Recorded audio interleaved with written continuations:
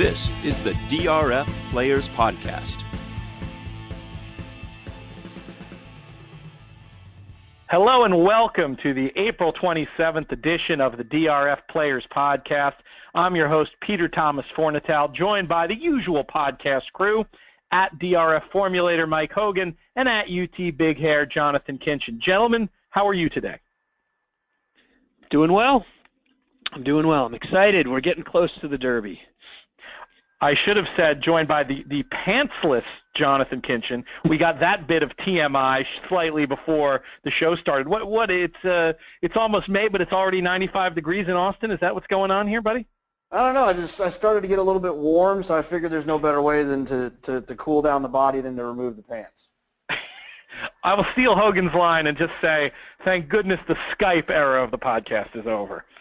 We got a good show for you today. We're going to be doing a lot of different stuff. We're going to talk about the Hall of Fame. We're going to bring in a special guest, Chris Larmey, to talk about his recent win on DRFqualify.com and also to talk about the tournament scene a little bit in general. And then we're going to segue to the topic that I think is on everybody's mind, the Kentucky Derby. We're going to be playing a little game in the second half of the show called Kentucky Derby, True or False. We'll also be talking about our little Derby contest amongst ourselves, and I have a feeling you'll be hearing the word Donworth at some point during the show as well. But let's start off talking about the Hall of Fame, a pretty stellar Hall of Fame class going in this year, led by two equines, both of whom are tattooed on Mr. Kinchen's arm. Jonathon, what was your reaction upon hearing the news this week that both Rachel, Alexandra, and Zenyatta are to be enshrined in racing's Hall of Fame this summer at Saratoga? It was pretty cool. You know, it's obviously I think everyone knew it was a foregone conclusion that it was going to happen, but for it actually to happen and for it to be an opportunity for all of us as race fans to reflect back on some of their performances, I know that the morning that I heard it, it reminded me. I watched two or three of my favorite YouTube videos ever, which is there's someone put together all 19 of Zenyatta's stretch call wins, which is really fun. If you've never seen that, it's a really cool thing to watch. So I watched that. I watched Rachel's Woodward, her Preakness, and her Kentucky Oaks, and then I cried. So not really, but it does pull out a lot of emotion, a lot of good memories of how special those two horses were, and what better way to honor them with the Hall of Fame. Well, Mike's very excited by the induction of those two into the Hall of Fame as well. As you can hear, she frequently, I catch her looking up at pictures of both Rachel and Zenyatta on the walls. Jonathon, I made this joke when John Parada joined us. I think it was the year that I met him at the NHC, was your big run at the NHC, and you were everywhere, and at some point we witnessed a photographer taking a picture of the ink that you have of both Rachel and Zenyatta, and John made the joke, what is he, a politician? How can you have both? If you had to say, I'm just going to be a jerk here and ask you the impossible question straight off the bat. If you had to pick one of these horses, not in a race against each other, I don't want to get into match race dynamics and all that stuff, but if you just had to pick one of these horses to name as your favorite or your favorite of the last few years, which one are you going with? So I'm going to dodge the favorite question, but I will say which one I feel like evoked the most emotion for me, and fair. Zenyatta, without a doubt. There's so many times she looked beat, and she got up, and the moment that she got beat, I remember leaning. We all lean when we're watching racing, leaning for something to happen. I leaned so hard I literally fell down, and I kind of laid there for a while. And I think the most emotion that one brought out of me was definitely Zenyatta. But I refuse to answer which one I think was better or who would have won or blah blah blah blah blah blah blah. Mike, how about you? Are you going to join Jonathon with his little seat on the fence there? I promise I'll answer the question next. Or do you have a lean in this conversation? And I'll ask it to you the same way in terms of which one. We're just talking about your own favoritism. We're not necessarily talking about that other business. I think my own favoritism was probably more at the time Zenyatta, partly because back then, I was on the West Coast. I was much more focused on West Coast racing. But, I certainly watched Rachel's races and respected everything she did. But for me personally, I mean, I was following the Santa Anita circuit and the Southern California circuit much more closely at that time.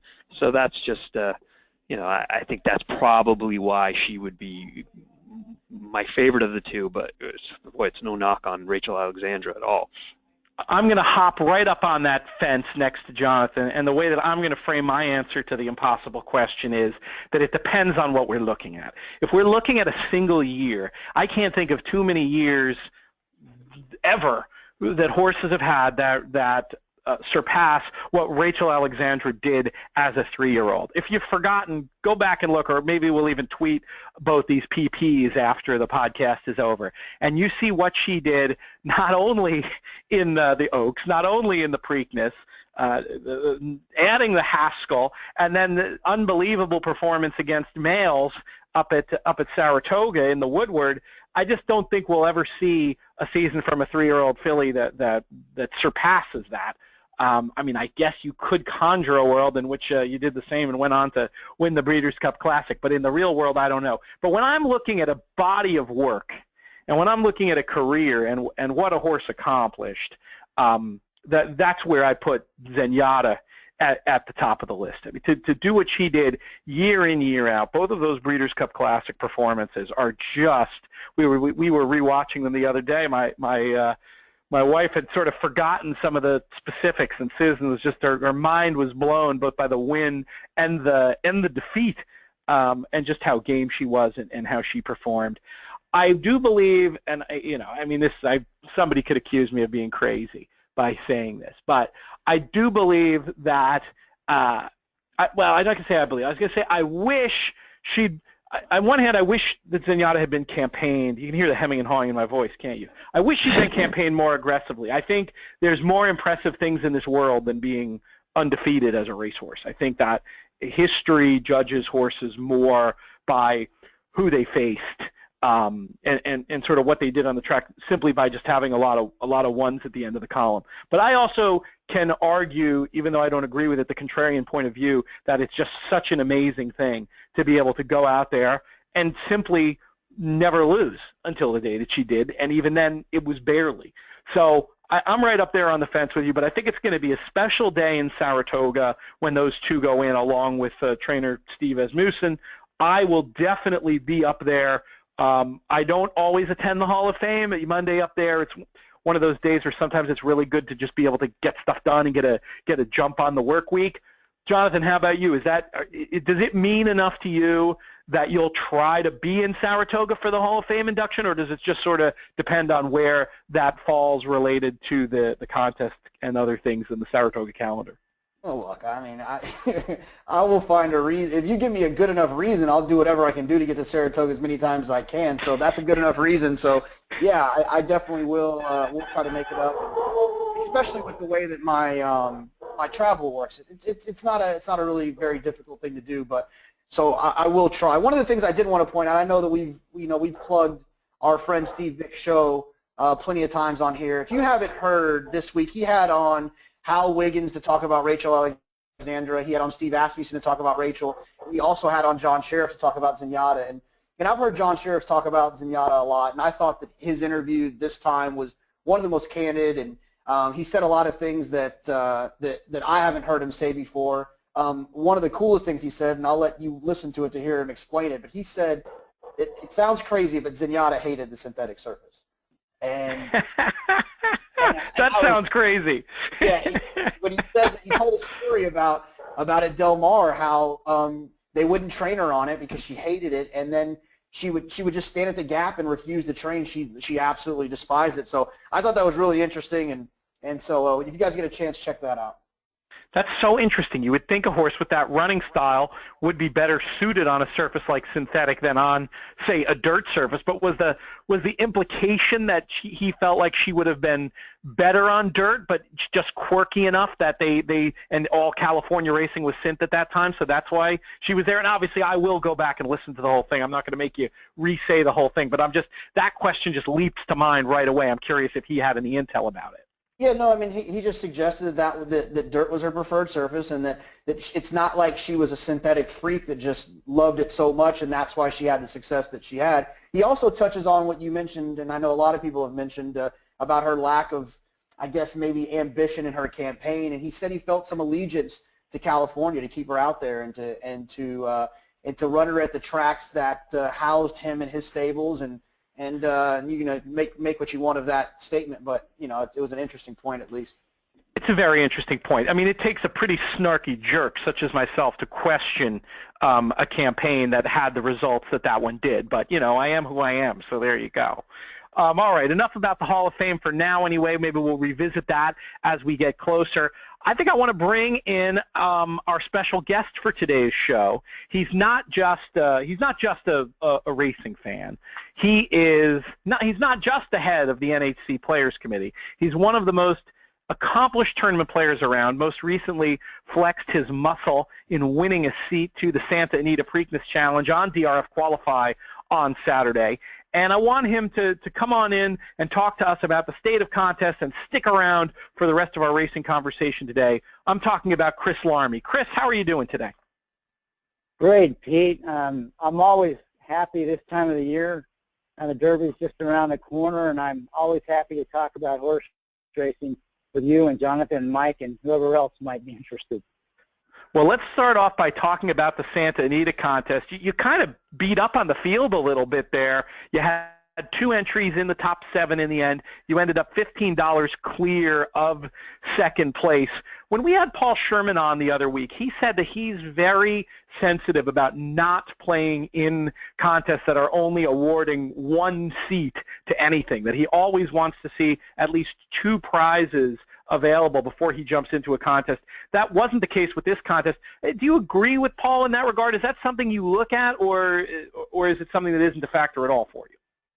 Well, I'm not as adamant that I won't play in it if there's only 1 prize, obviously, since I played in this contest on Saturday. But it definitely changes the end game in these contests because there's not just 1 target, and it can really change the way you can play the last race or 2. And I do think it gives you more options. It really changes it more than you'd think. And so I understand where he's coming from. I just think you have to be a little more aggressive when it's just 1 prize.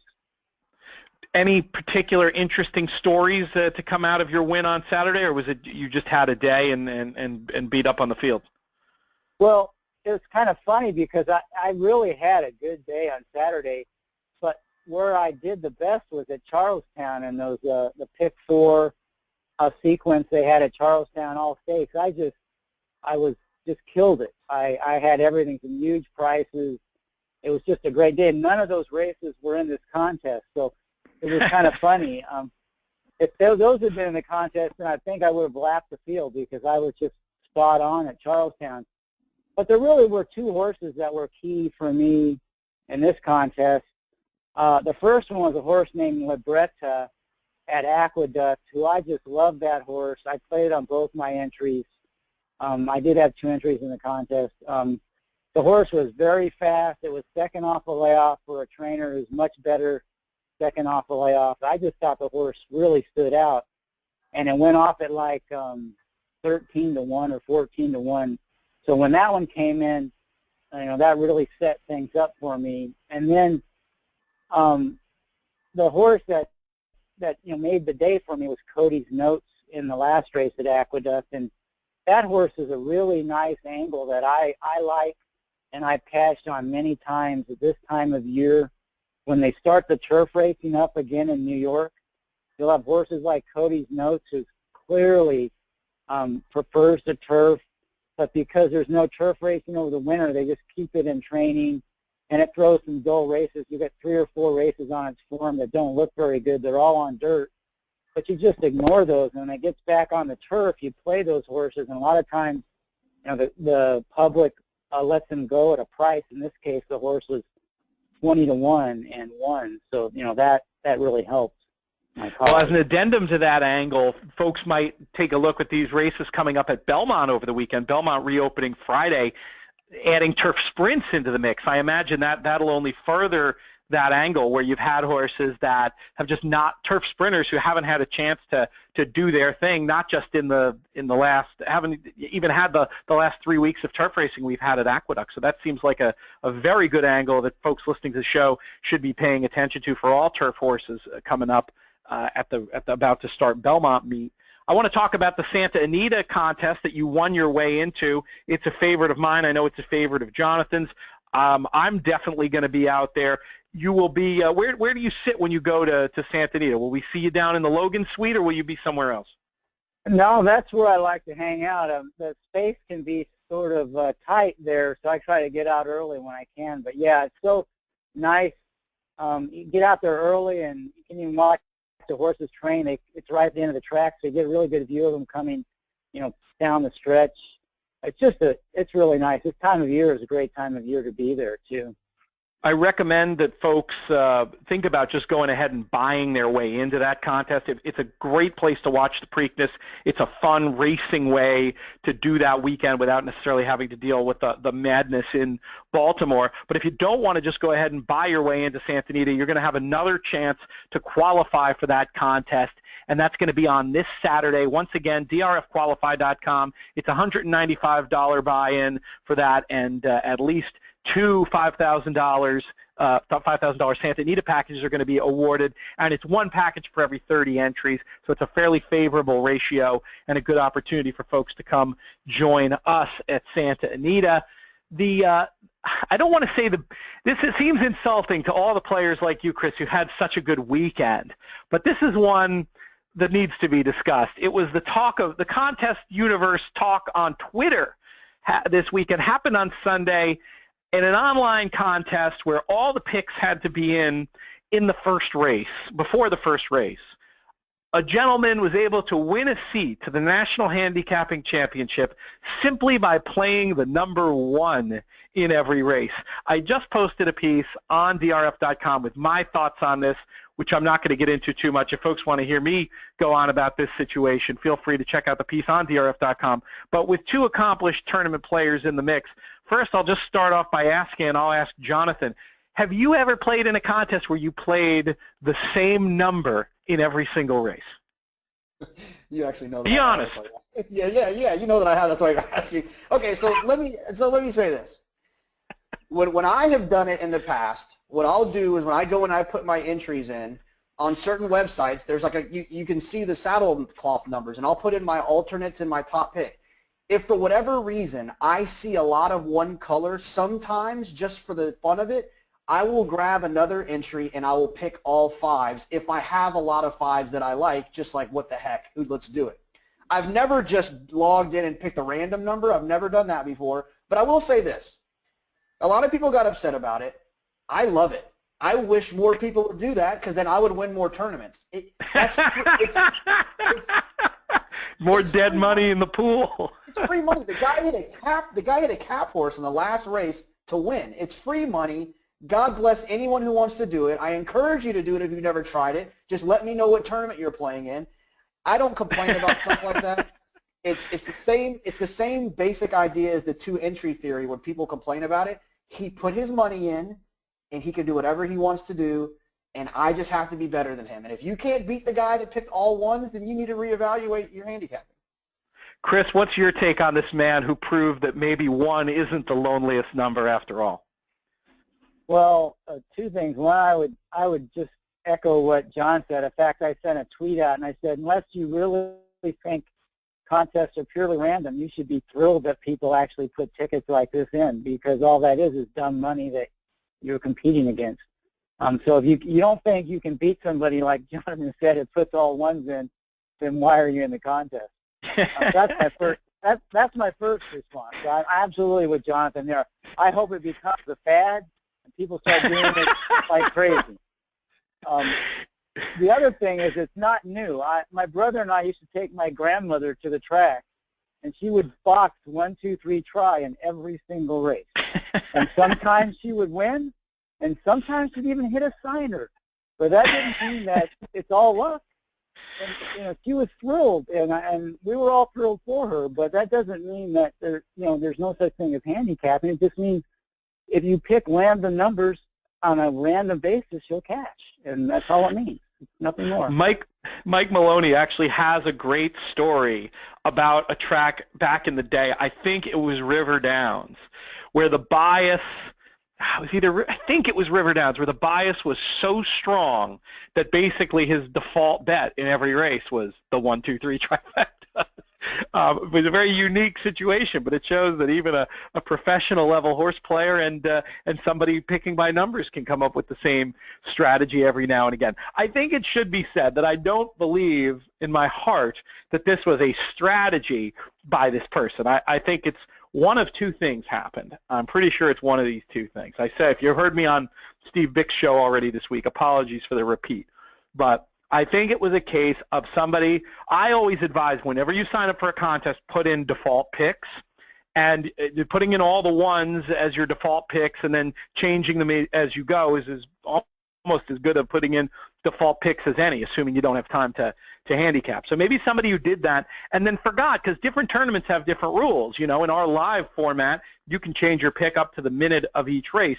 On our all-in format, you have to put in all the picks before. Maybe this person forgot that it wasn't a live contest, that it was an all-in type contest, and that's the explanation. And then the other idea that seems obvious to me is it's 10 minutes before the first race, sees it's an all-in contest, and says, well, what the heck, I can't handicap, I don't just want to put in all the morning lines, I'm going to just go ahead and stick the one in and hope that the rail's good somewhere.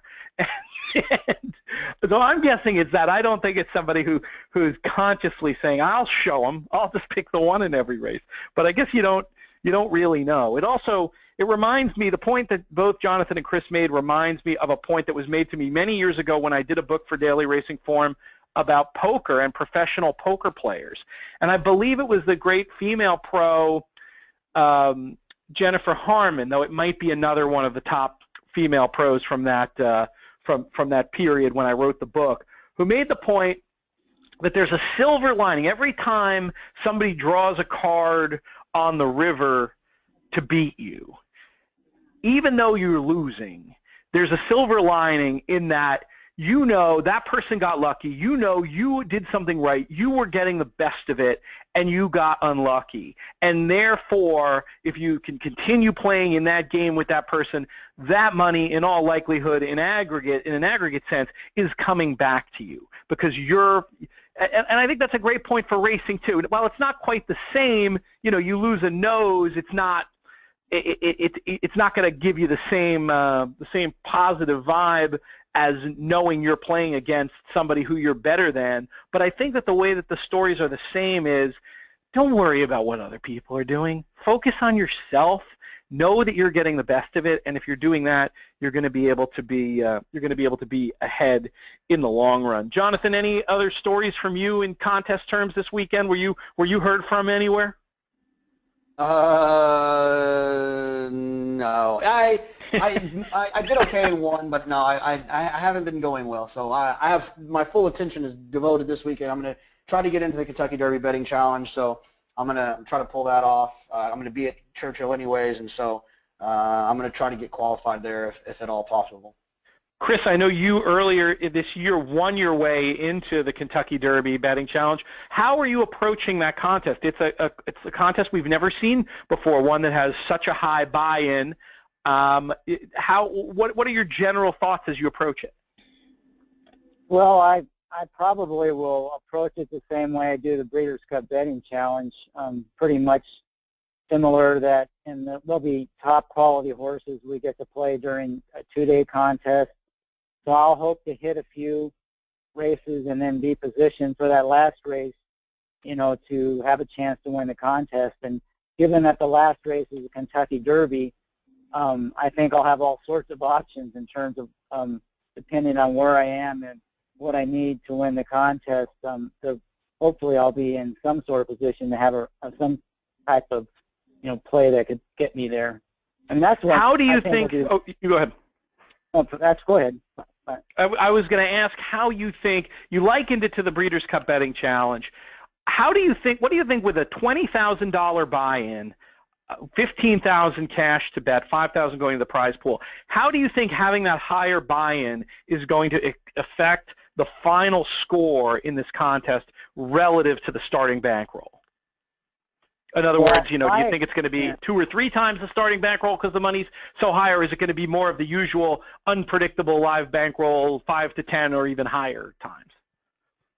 Well, in general, the bigger the bankroll, the less of a multiplier you need to win. The craziest kinds of contests are those small bankroll live betting, you know, like $100 or $200, because people are going all in on every bet. So, you know, some lunatic at Hawthorne last year had like 50 times his bankroll in that contest. Yeah, right. So I think he's on the other phone line for folks who don't get that reference.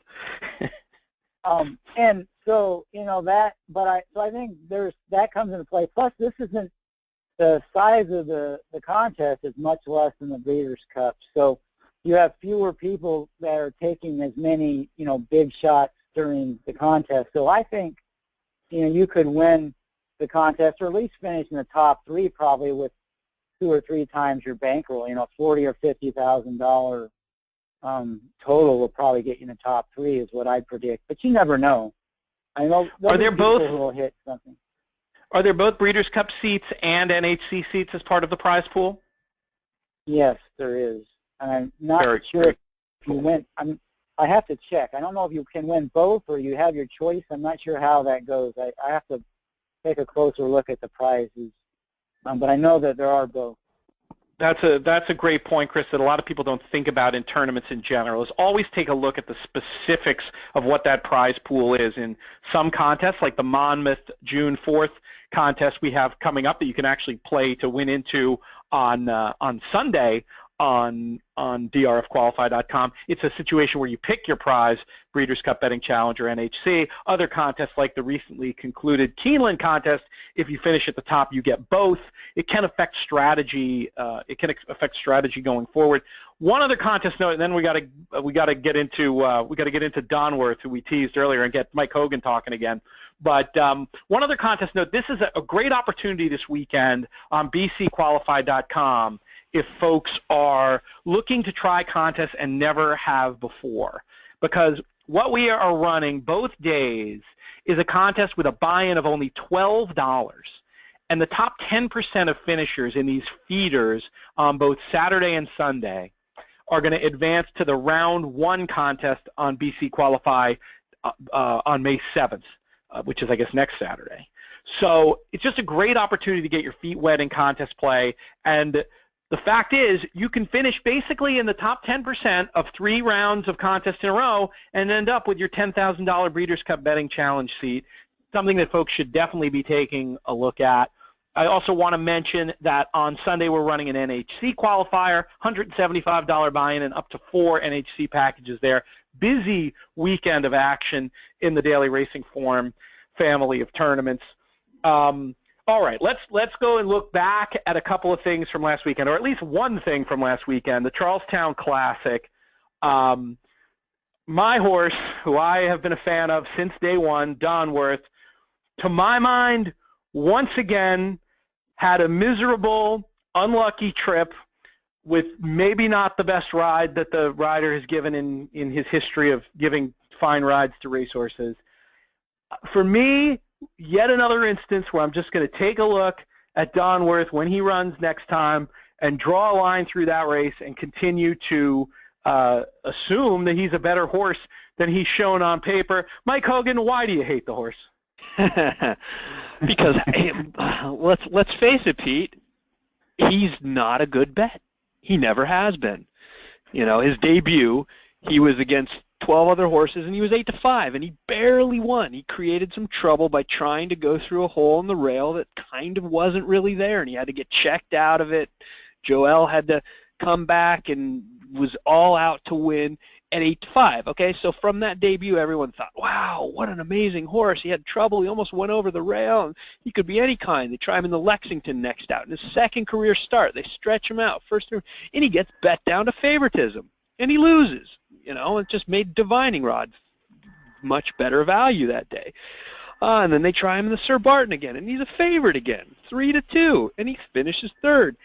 And then at this point, people are talking, he could be maybe he would, instead of the Sir Barton, even prior to that, after the Lexington there, maybe the Preakness. They had all these grand ideas for him. What does Graham Motion do? He enters him in a turf race at Delaware Park, a $50,000 stakes race as an MTO. He shows up against 5 other horses at odds of 1-5 and wins by 11. People think, wow, this is a monster. You don't treat a horse that you think is a Triple Crown contender, potentially one of the better 3-year-olds in the country, as an MTO in a $50,000 stakes race. To me, this was just, let's get the horse a win. Who knows what we've got here? And then not only that, they give up on him. They sell him at auction as a stallion prospect for $500 and change at Keeneland last fall. He moves to the barn of Doug O'Neill after a big layoff, runs well, but loses again as a 4-1, I would say, underlay in the San Antonio. Off of that effort, he gets bet heavily again, has the trouble that everybody saw in the Santa Anita handicap, and then comes into the Charlestown Classic yet again as your 2-1 favorite, and obviously doesn't win, finishes third. This is a horse that's 2 for 7 lifetime, and he's been favored in 5 of his 7 races. He's never been higher than 4-1. I don't know how good he is, but I don't want to bet him at the prices that I've been getting, and I'll continue to bet against him if he gets bet heavily. Well, you said so many. Thank you for that full recitation of his PPs, by the way. And I have so many snarky lines I could drop on you, but the one that sticks to mind is, if giving up on a horse means getting $500,000, I'm ready to give up on a whole lot of horses. So I object to that terminology. Listen, Pete, when was the last time you saw a horse in training, a 3-year-old in training, a stallion prospect, sell at auction if they thought that they had one? Because you can make a lot more than $500,000, both on the racetrack with a good horse and at stud with a good horse. $500,000 seems like a bit of a haircut for one that had been considered maybe one of the best 3-year-olds in the country last year by some people. I don't know about best 3-year-olds in the country. That sounds crazy to me. I don't know enough about the breeding business to argue that point with you. I just use give up on. I reserve that for, the maiden special weight dropping to 20,000 or whatever. I just think it's you may be right about the economics. I think it's a misuse of the term. I also think what you're saying about the Delaware race is just grossly unfair. Delaware is basically a home game for Motion. Motion, he carefully spots his horses. Look, I'm not saying I thought the horse was going to give American Pharaoh a run for his money. I just think, I don't know why, it's not impossible. Try to hold multiple thoughts in your mind here. It's not impossible for a horse to be a very good horse and still be not as good as some people think he is. Absolutely. And that's probably my biggest point about Donworth. But and I don't know why, and I've heard you do this in other instances too, where you are supposing about events that are happening in the future where we're going to have real information in the form of a tote board to make decisions about, like, why you would say, before you know where a horse is going to run, who he's going to run against, and what price he's really going to be, why you'd take a stand against a horse. It just seems to me like something that it seems to me like an attitude that will never make you money and can only cost you money. And I caution against it heavily because, horses are betting vehicles. Like, even if a horse who's overbet in the win pool could be a horse that keys a large pick 5 or something. To me, it's a little irrational to get so down on a horse, especially this horse, because I just feel like so many of his races, what you can argue that what happened to him was not his fault. To not break well and be rushed up 4 wide, to me, like, that'll stop the race there. He doesn't have a chance. So I just think that, for me, the jury's out, and you might be right. He may be overbet in the future, but let's wait and see a tote board before we decide that. I just don't see the upside. My point is at a short price, and he's never been, in my mind, fair value because he's always been bet heavily against good horses. I mean, he's running in the Lexington against Divining Rod and Fame and Power. He faced Fame and Power again in the next start. He was favored against all of them in both of those races. And look, I think people are betting with him. I think people are betting what could be rather than what has been. If you know what I'm saying. They're seeing it like. There's no question he's been overhyped in the past. I'm not. That is not my point. We agree on that. But let's bring in some other voices about this horse. Chris, let's start with you. You killed it at Charlestown. What were your thoughts on Donworth going into the Classic, and what are your thoughts coming out of it? Well, going in, I thought a prescription for disaster is a horse who finds trouble. That's supposed to be a really big horse who has a long stride running in a bull ring. So Agreed. that I thought he was up against it. I didn't think that many couldn't win because I thought given the problems they had previously that this time they would just let him roll right out of the gate. And if he got position in the first turn, he could run a big race. So that's the way I looked at it. I thought he would be an underlay, but I didn't say he couldn't win. I just thought this was not a kind of a bad spot for a horse like that. I thought it was not the place I would put him to, to optimize his chances. So that's what I thought going in. And the way that race unfolded was kind of a worst case scenario. So to me, I don't upgrade or downgrade the horse at all. I just would toss it just like Pete said. That doesn't mean I'm going to play him next time out, but I think it buries his form a little more after his last two races.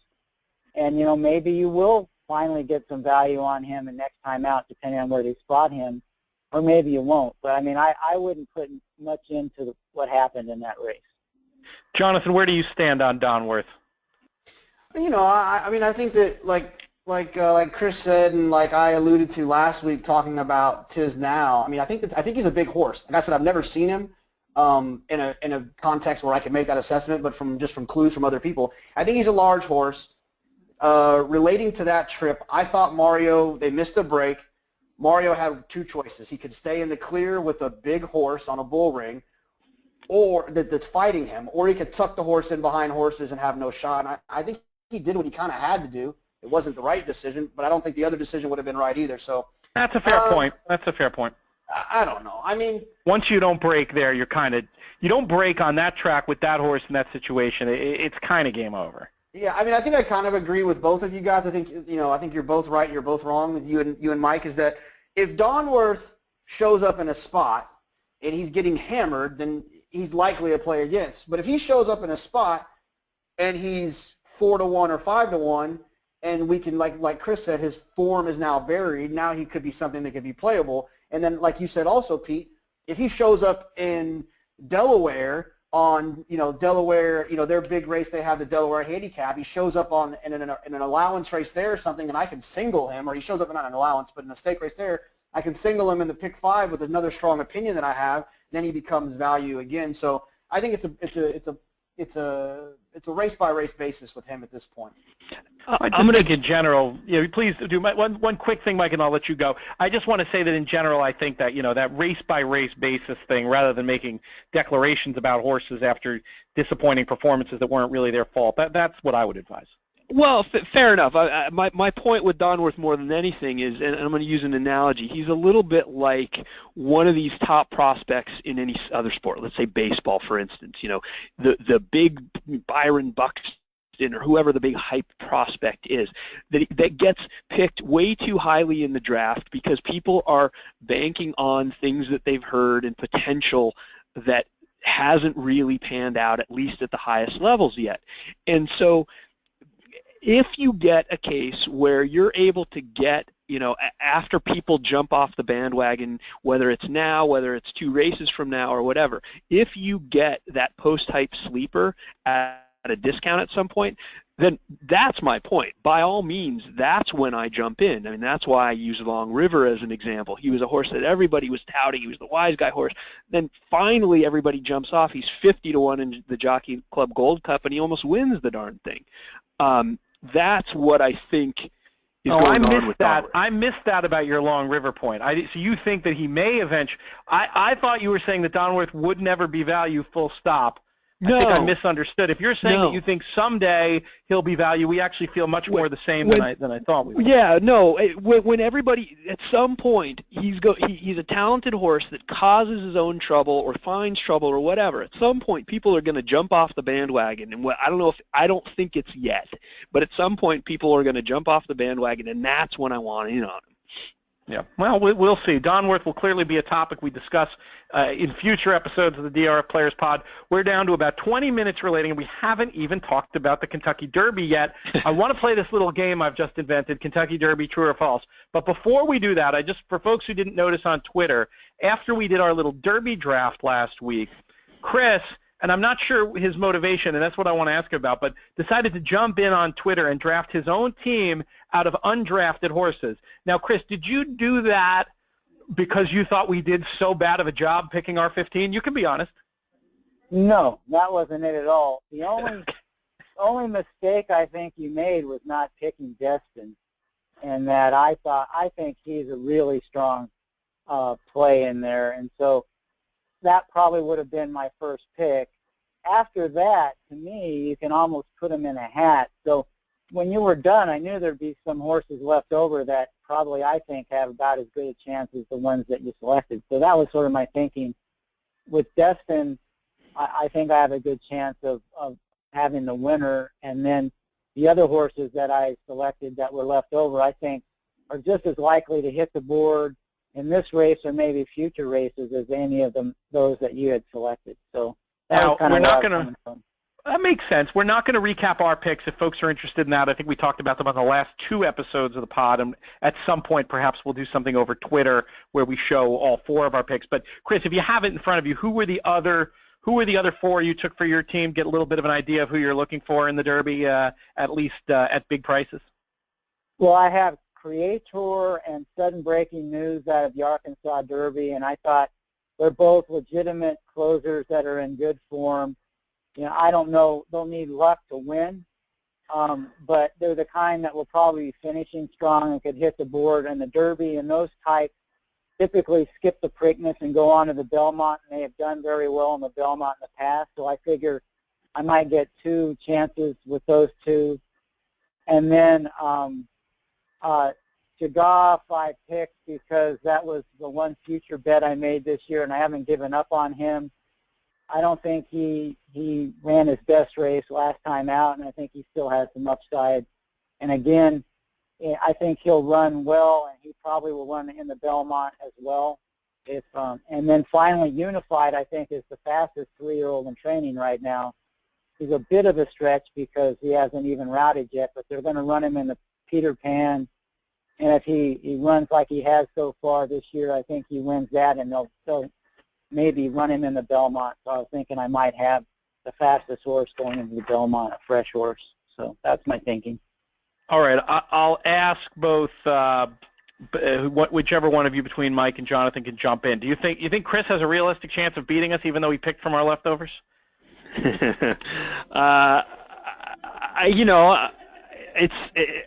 I won't say he's the favorite, but I think this is a year where anything can happen. Certainly more so than some recent years. So I wouldn't be shocked. But that said, it's a little bit like the guy picking all ones, isn't it? This is the kind of thing that I would love other people to do. If anybody else wants to jump into, they're more power to them. Jonathan? I'm competitive, so I'm supposed to say no. He's got no shot to beat me. That's what I was hoping you'd say. I have to add one thing. I want to. I'm going to call my entry the Fighting Girl, and response to Jonathan's comments. Because when he started saying that last time, I didn't know where he was heading with that. But in honor of I was a little nervous too. I almost told Mike to stop the tape and edit the show, but he brought it back. You can listen to last week's for that analogy from Jonathan. But I want to. It's in honor of all the great female handicappers I know, like Judy Wagner and Barbara Bowley and May Hemley and others. So the Fighting Girl stable, we're going to win this thing. I love it. I love it. I think for me, Mike kind of hit the nail on the head. I think it's, in this year, I don't think it's too much of a disadvantage, to be honest with you. It's very confusing. It's not like last year in that regard, I don't think. So all right. So there you have that. Let's move on to Kentucky Derby, true or false. I'm going to ask a question, and I just want you to say one word, true or false, and then we will discuss. I've got a few of these written down. I'm going to start with one that plays off of what Chris was just saying about the Fighting Girl stable and their entry in our little Derby contest. The order, we'll answer in the same order every time. We'll go Chris, Mike, Jonathan, and you're just going to say true or false to this statement before we discuss it. Here's the statement. Destin will be overbet. False. True. Mike, that's you. Yep. Jonathan? True. We got 30, and I would be true on that.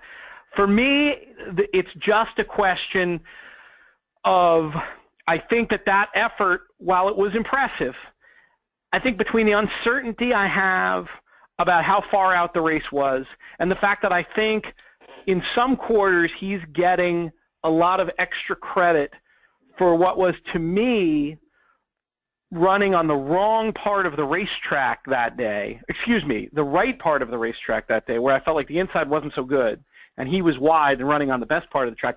I'm worried just looking, an exercise I like to do for the Derby is just sort of look through the PPs and see things that jump out, and his trainer, I think, to the average better, and I think his trainer's name and that last figure both kind of jump out. But Chris, I'm not sure how much we all even disagree about this because of the way I asked the question. It could be that each of our ideas of what would mean he was value is the reason you're answering differently, or it could mean that you just have a radically different idea of what price he's going to be. What price do you assume Destin will be at this point in the parimutuel pool that day, and at what price would you think he's a good bet? Well, it's hard to guess, but I mean, you guys say that, but you left him out of the top 15 picks in your draft. Nobody that I listen to, they all say he can't win off an 8-week layoff. His price on the win betting is 22-1 right now on their future pool, and even overseas, he's 15-1. So I just don't see where you think people are going to, or where the people are that are going to be playing this horse are at, because I don't hear about him at all. I mean, all I hear about is why he can't win, because no horse has ever won off an 8-week layoff going into the Derby. And he hasn't ever gone a mile and 8. I mean, I just haven't heard any positive stuff out there about this horse. That's why I can't believe that he's going to be overbet in the Derby. I could be missing something, but even Todd Fletcher, all I hear about is Fletcher's got a lousy record in the Derby. I mean, I don't see the things that are going to get people betting on this horse. That's what I'm coming from. That's a very, very interesting point. I'll make the case for why I think he's going to get bet, and I even said it on the podcast. He may be flirting with second choice here. He's got, aside from Exaggerator with the 103, he's got the top last buyer, regardless of layoff or not. People look at that. They bet on figures. His figures are improving. He's coming in off of 2 consecutive wins. He's got Todd Pletcher. He's got Javier Castellano. I think all of those factors will mean he takes money. And my feeling on the win, 22-1 is ridiculous, so much so that to me that seems like they're trying to entice action on a horse that they think has a very little chance of winning. Well, we'll have to see. We'll come back to that question as we get closer and have more info. I want to get to a few more of these. Here's one that's sort of more general about the race. We'll go in that same order. The Kentucky Derby pace will be slower than average. Chris. True. Mike? I say true, but I would need to know what the average was. And generally, I don't think it's going to be as fast as say 4 or 5 years ago. Jonathan? I say true. I mean, I think it's going to be slower than 47 seconds. So I would assume that's average, so true. I'm going to just be a contrarian and go false. I agree on paper that there is not a lot of speed signed on in the current configuration of the field. I think I kind of misasked the question by saying average, understanding that the new Derby point system has had a tremendous effect on the Derby pace, and if that effect, I believe, is generally slowing it down. But I think it looks so obvious that there's not a lot of pace in the race, and I feel like it could become a talking point. And I feel like maybe this far out from the Derby, if that becomes a talking point, jockeys handicap too. And especially depending on who gets drawn where in a 20-horse field, maybe you get some horses drawn far outside, drawn even a little bit too inside, and riders thinking, there's not a lot of pace, maybe I should go. And all of a sudden, it only takes a couple it only takes a couple of horses with serious chances to really amp up the pace. So maybe it'll be a little bit faster than folks are expecting it to be. A conversation that should definitely be revisited when we have actual PPs next week and have a chance to and have a chance to look with an eye in mind to riders, to post positions, and to what the conversation has become. Next question in Derby, true or false? Nyquist is a bad favorite. What do you mean by bad? What do you mean by bad favorite? He's a bad favorite. He's a favorite you want to. He's going to be overbet, and your wagering should be predicated upon trying to beat him.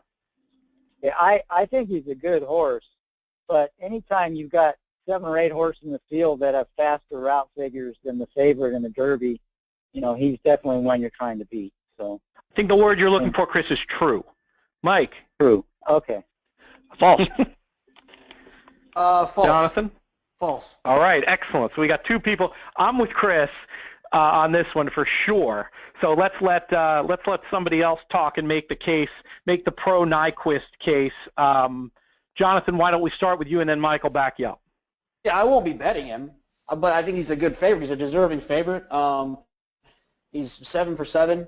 He comes in. I think I heard Jeremy Plonk say this on a show that he's coming in as the most accomplished Derby favorite of all time. On the 7 for 7 points and earnings. So he deserves to be the favorite, but I'm not going to bet him. I'm going to try to beat him, but he definitely deserves it. I think American Pharaoh might be crossing Jeremy Plonk off his Christmas card list, but from that he sends there from Ashford. But I guess he didn't have the BC win. Mike, what's your case for Nyquist, or at least your case that he's not a bad favorite? Well, I think it's part of it is the definition of bad favorite. I think he's a legitimate favorite. I think he deserves to be the favorite. I think bad favorite is a horse who is getting favored when he's maybe not the most likely winner. And I think all things being equal, this is a pretty wide open Derby, and even though you might not think he's fair value at whatever price he's going to be, I think he's probably still the most likely winner, and he's certainly the most accomplished. I mean, he's 7 for 7. He's the 2-year-old champion. He's done everything asked from him. He's won from the front end. He's won from off the pace. That's a legitimate favorite. Whether or not you want to bet him is a different subject entirely. Maybe I should have asked the question a little bit differently, because I agree with everything you're saying, but I still, more than most horses I picked the horse first in our pool. I do think he's the most likely winner if you make me pick one horse based on the class, but I kind of can't wait to bet against him. So that's where that idea came from to me. I think with all the reasons you guys have said, I think we've seen the compression in the Derby odds over the last few years. I don't think he could possibly go lower than 3-1, and he could even be 7-2. But still, even at those numbers, I'm pretty much looking to bet against them in every pool. So that's where that question came from. All right, here's one that I'm curious to get your guys' take on. Mo Tom will be a shorter price in the Kentucky Derby than Gunrunner. You want to think about it, Chris? We want to go around the horn and come back to you? Yeah, go. Yeah. True. Mike, what do you? Well, Jonathan jumped in with true. I'll say false. All right, Chris, with that extra 3 seconds to think about it, you can pass if you want. I think they'll be really close. Put it that way. Okay, you'll take a tie. I'll go true on this one. I mean, I'm seeing the Twitter love affair, one of our favorite things to talk about on the podcast. And it's funny. I guess you could relate it to Mike's point about Donworth perhaps being over bet next time. This whole concept of the international bad trip horse, where sometimes the trouble is so obvious and so talked about that it affects the conversation and really has an effect on the betting market. I think people who bet one race a year are going to be telling their friends about the Kentucky Derby and the bad trips that this horse has had, and that's why I believe he'll be bet more than Gunrunner. Who is it who went that Gunrunner is going to be shorter? It was me.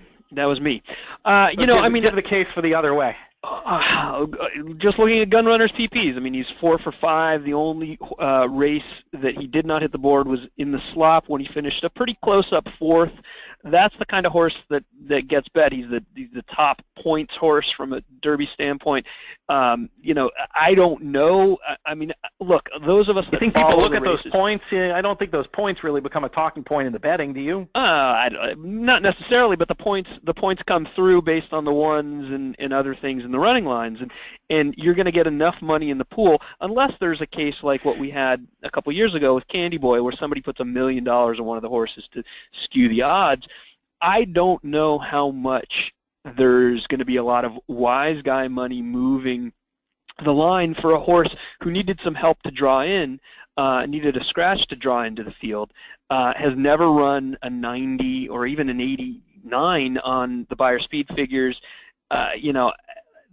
Sure, he'll be upgraded and he'll be overbet off of those last 2 trips, but I don't know if that's enough to flip the odds in his favor or I guess flip the odds in Gunrunner's favor from a betting standpoint. That's an interesting point, and we'll see. I just feel like in the Kentucky Derby more than any race, I mean, like the only race in America where narratives drive betting. We saw that those couple of years. Gosh, what year was it? Was it the I'll Have Another Year where you had Rosie on the mount that she was on and Calvin on the mount that he was on, and both these horses were something like half the price that anybody rationally would have had them at for the Kentucky Derby. I just feel like, I mean, that's a little simpler. I guess it's just betting jockeys. But I do think there's something to this idea of if something becomes in the conversation, and I don't know that it's going to happen, but I could just see it becoming one of the things that people are talking about in the media next week, the way they're talking about on Twitter this week about how Motom would have won both those races and this and that. And I could see it becoming part of the conversation. But we'll have more intel on that as we go forward. All right, I think that's enough of Kentucky Derby, true or false. I just wanted to come up with a little bit of a different way of talking about this race. Really looking forward to it next week. I have a little thing I'm going to close with, but before we get to that, guys, any pressing thoughts, Mike? You want to talk about the webinar coming up or anything else going on? We do have a webinar tomorrow with Kenny Peck to talk about the race shape symbols. That'll be a good one. If you have any questions, be sure and bring them. We'll be going over some examples and just showing people how to use them and what they do and what they don't. So it'll be archived if anybody misses it, but feel free to sign up. You'll see the marquee on DRF.com. Chris, Jonathan, any exciting contest plans for this weekend? Jonathan, you mentioned one of your goals. You got anything else cooking? No, I'll definitely take a look at the I'm going to try to catch up with Chris here and get a seat to Santa Anita. So I'll probably look at that, maybe get a little multi-tabling working there, and then also try to get going on Monmouth. Chris, what's your story contest-wise this weekend within the DRF family? I'll probably play the NAC qualify and DRF qualify. I haven't really thought about it yet. I've been on vacation, so I've been resting up for the Derby push coming up here. If your rested version did what you did last week, I pity the other contest players when they get the tanned and rested Chris Larmey up in the mix this weekend and beyond. We're going to be following eagerly. Hopefully you can send a few tweets. I know you'll be busy, but with what's going on at the Kentucky Derby Betting Challenge next week, thanks so much for coming on the show and joining us, and we'll be having you back soon to talk about all things related to the Derby and our little Triple Crown contest. We don't know what we're doing for the shows next week in terms of the podcast, because the confusion with Oaks Week and Jonathon's travel our normal Friday show would be while they're racing for the Oaks. That doesn't sound like something we want to do. We're going to investigate a creative solution. We'll talk about that off air and send it out via Twitter. If all the stoplights align, perhaps we'll even try to broadcast a live show next week, but that's probably ambitious. I think our general goal will just try to get some stuff up that's going to be up sooner, but I still would love it if we can find out a way to cheat and get 2 shows up there. We'll keep you posted on that. And the last thing is just a personal note that I want to send out, a shout out to my friend and mentor, Dave Litvin, who wrote his last column or last analysis, I should say, for the Daily Racing Form last weekend for Sunday's card. Happy to say he went out a winner. This was a guy for many years I would not consider betting a race in New York without reading his analysis. Learned so much from him working at the Ciro's seminars back in the day with Harvey Pack and Andy Serling and Dave Grenning and the like, and have just enjoyed reading for years.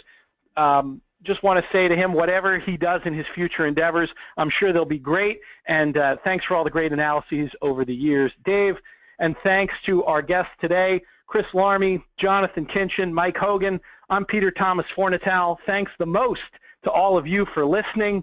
We're going to be back with a couple great shows next week, and this weekend, may you win all your photos. Photos. Photos. Photos. Photos. Photos.